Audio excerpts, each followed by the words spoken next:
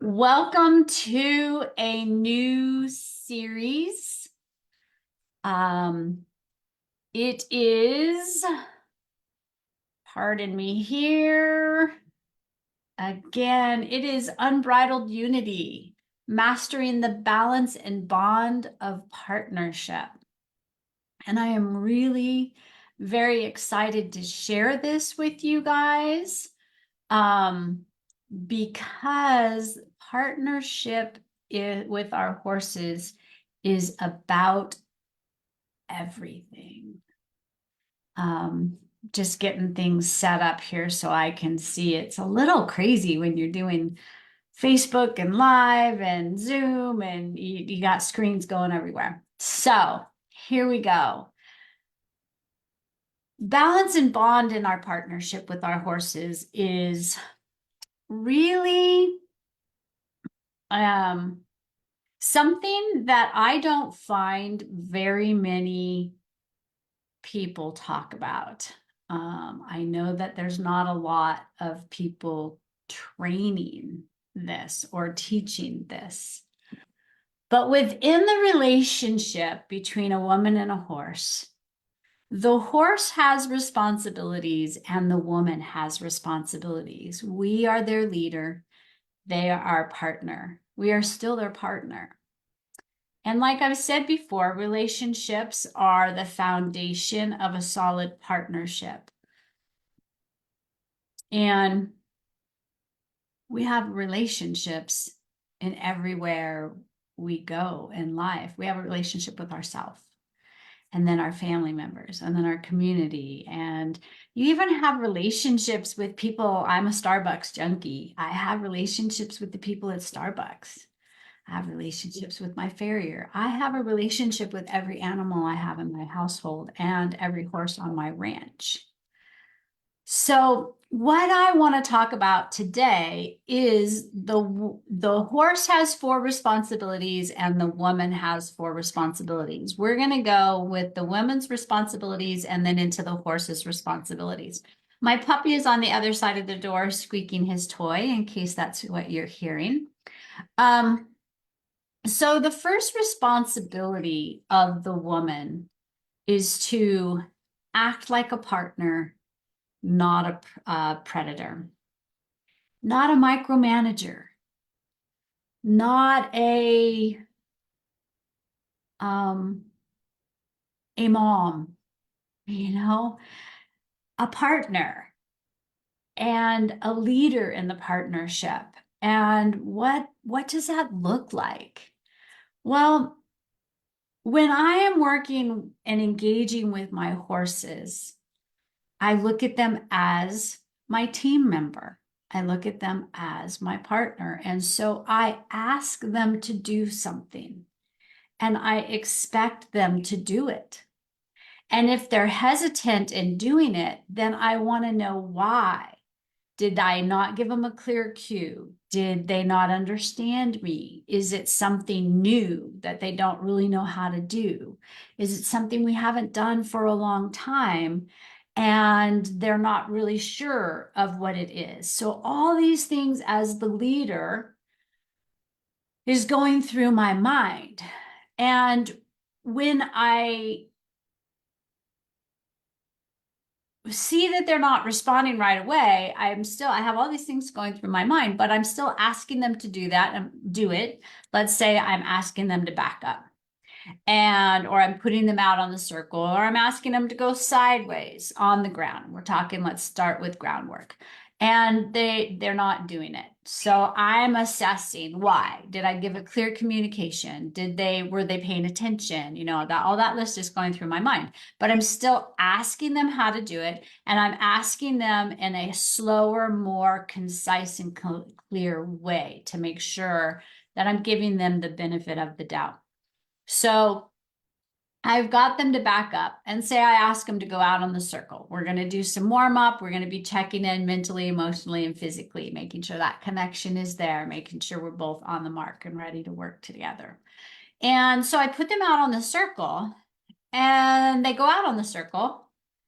I need to shut up.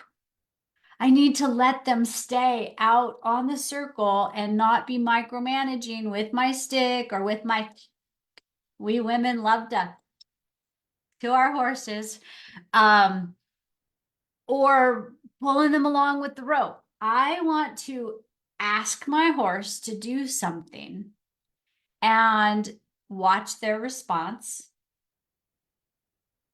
and allow them to do it. So if we go on the golden rule that pressure motivates, but it's the release that teaches, I give them a little pressure to motivate them to get out on the circle and go. And as soon as they go, it's the release. It's me shutting up and going back to neutral that lets them know you're spot on. Now keep going. That's me acting like a partner and not a prey animal when we're, come on, come on, come on, or we're in the saddle, kicking, kicking, kicking, pulling, pulling, pulling. That's micromanaging. That's acting like a predator who doesn't believe in her horse, doesn't have the confidence in themselves as a leader. And the horse tunes them out to the degree of, I'm just going to keep doing what they're telling me to do, and hopefully they're going to stop doing what they're doing. It makes your horse actually kind of numb you out. You kind of become white noise when you keep pressuring, pressuring, pressuring, clucking, clucking, clucking, kicking, kicking, kicking. It also means that you are not being effective as a leader. So it's horses, horses are really good at making us work harder than they are. So our job is to act like a partner, not a predator. And so we need to be aware of what we're doing. How are we showing up? Are we aware of how much pressure we're putting on them to ask them to do something? That's another thing that I see a lot of women that I'm working with, and they're just learning how to find their assertiveness versus aggressiveness, and they're learning how to step up and be that leader their horse needs them to be. I will see them go from, the analogy I like to use is you're driving a car, right? You're at a stoplight and the light turns green. You don't punch the gas and take off, right? You ease on the pressure of the pedal and get the car going to the speed that you want it to do. Well, it's the same thing with the horses. We don't go from standing still to get out in that circle and start walking, because they're going to get out in that circle and start trotting away. They're trying to get away from our pressure. Or we don't get on and kick super, super hard. You'll get one of two things. I have a couple horses that'll just shut down, or they'll take off, and then you're pulling back and you can't understand why you can't get them to just go at a nice speed. Well, it has to do with how much pressure we're giving them as their partner, their leader. And when we're behaving as a predator with not a lot of confidence, so we're being more aggressive than we're being assertive, and we're being too nitpicky to keep going, keep going, keep going, keep going, instead of letting them stop and then giving them a consequence that's meaningful enough to say, no, you are put out on the circle. You need to keep going on the circle until I say to do something differently. So I'm kind of wondering if I might be confusing you guys a little bit. And so let's see if I can clarify that a little bit more. There's a lot of things that go into these responsibilities that the horse has and the woman has, or the human has. And, like I said, we're talking about acting like a partner and not a predator. And what do I mean by predator? Well, when a predator gets uncomfortable or nervous or frustrated, we tend to clench our jaw and we tend to get, "Arr!" Whereas a prey animal, which our horses are, when they get uncomfortable or they get frustrated or they get confused, they want to flight, they want to get the heck out of Dodge, or they freeze and shut down. So, as a partner for our horses, we have to understand the difference between prey and predator. And we have to become very aware of the energy within us and the confidence within us. And what are we saying with our body language? That's important. The other thing that's super important is we have to know when we tell them to do something, give them the opportunity to show us they are going to do it before we start backing it up with our heels or our training stick or our, God forbid, I hope you're not using a lunging whip. But whatever tool you're using, let them show you if they know what you're asking and they're going to do it. If they're not, then the appropriate pressure comes up to motivate them to make a change. And as soon as you see them making that change, you've got to back that pressure off. Now, here's the tricky part. You back the pressure off, but you don't back the energy down. So what happens a lot of times with women, either on the ground or in the saddle, when they're learning how to be more of a partner and let their horse be a partner as well, they'll ask their horse to do something. And when their horse starts to do it, they're practicing pressure motivates, release teaches. They drop the release is all their energy and their action. Well, the energy drops, so the horse reads that body language as, oh, that means stop. Whereas you just release the pressure of your tool, of your request, but your energy still stays up like, yes, we're moving. So you'll see that in the saddle where you squeeze and kick, get them to go. And as soon as they start going, oftentimes women will relax and sit back. And the horse feels that and reads that as a stop. And then the woman gets frustrated and kicks again. So the trick is pressure motivates with the squeeze and a bump with your feet. But as soon as they start going and your energy coming up, like, yes, we're riding into the horizon and we're squeezing and kicking, they start picking up their energy. The pressure stops, but our energy keeps moving forward. So there's two things that's going on. And if you're not aware of your own energy, when you stop the pressure and you stop your energy at the same time, your horse is going to completely shut down. And that's just learning your cues and learning what you're saying in your own body. So as a partner and the leader of the team, we need to make our request and allow our partners to do their job while we do our job. And our job is to know where we're going, have a plan, communicate it clearly with your horse. When your horse responds by making movements in the right direction, you shut up.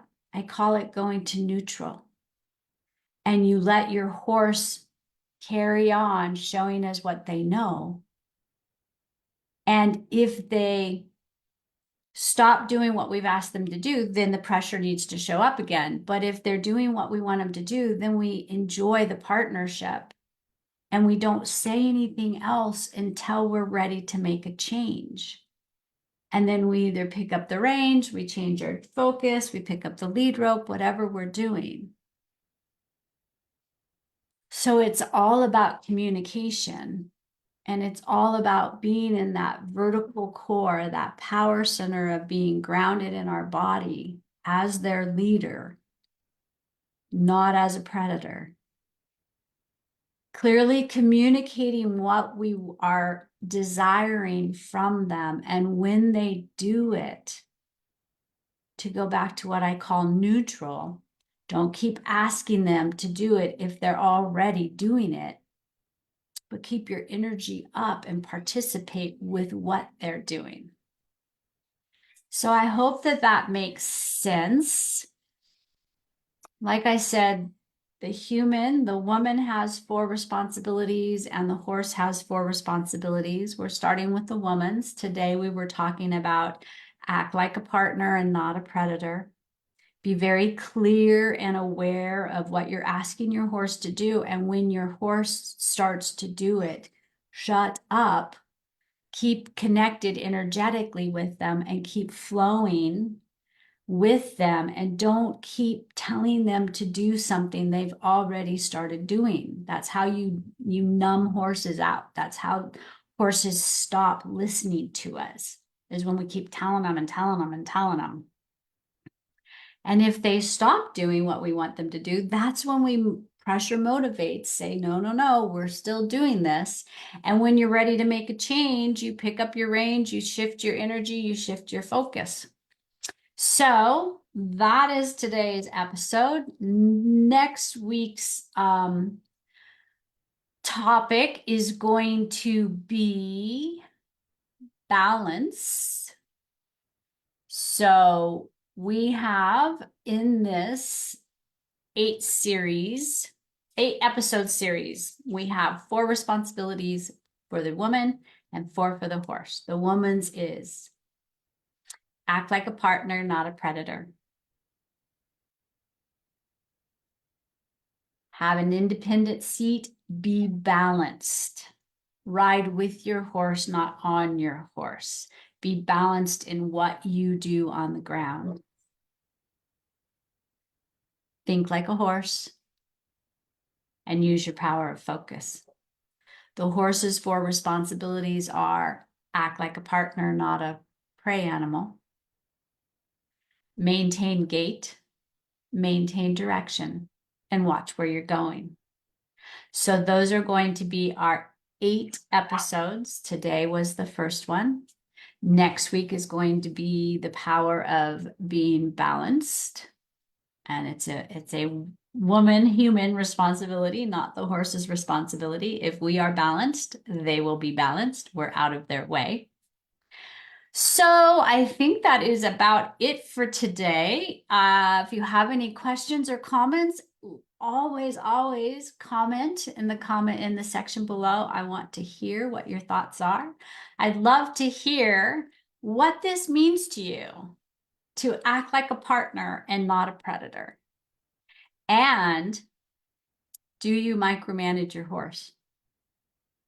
I think a lot of us do it and we don't even know we're doing it. And we shouldn't have to keep kicking our horses and making them go. We shouldn't have to keep pulling them back. We shouldn't have to keep telling them over and over again. If they're truly acting like a partner and we're truly acting like a partner and a leader, we should be able to make a request, they respond, and it keeps flowing until we make a new request. That is harmony and partnership. All right, everybody, thanks for tuning in. I will see you next week. Please comment in the section below. I love to hear what your thoughts are on all of these videos. And have a great week. Enjoy your ponies.